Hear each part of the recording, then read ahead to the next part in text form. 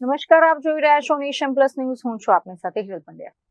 વડોદરાની જાણીતી એસએસજી હોસ્પિટલમાંથી વધુ એક શરમજનક અને વહીવટી તંત્રની ઘોર બેદરકારી ઉજાગર કરતો એક કિસ્સો સામે આવ્યો છે.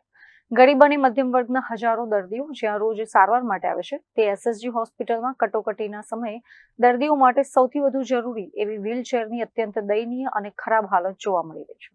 સયાજીરાવ ગાયકવાડના સમયથી વડોદરાની શાન ગણાતી સયાજી હોસ્પિટલ આજે સત્તાધીશોની ઉદાસીનતાના કારણે દર્દીઓ માટે હાલાકીનું કેન્દ્ર બની ગયું છે.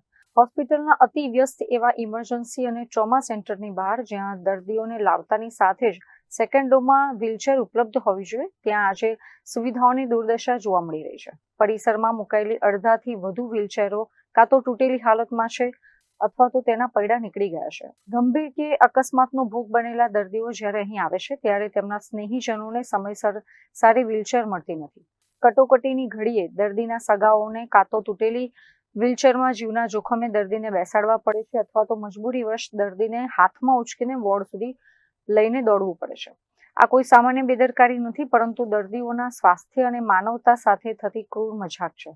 દર વર્ષે હોસ્પિટલના આધુનિકરણ અને જાળવણી માટે લાખો કરોડો રૂપિયાનું બજેટ ફાળવવામાં આવે છે, છતાં દર્દીઓ માટેની આ અત્યંત પ્રાથમિક અને અનિવાર્ય સુવિધા કેમ ભંગાર હાલતમાં ફેરવાઈ ગઈ તે એક મોટો સવાલ છે.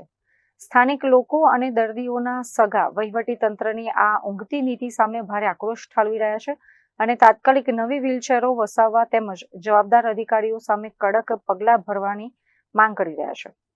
Bureau report, nation plus news, Vadodara.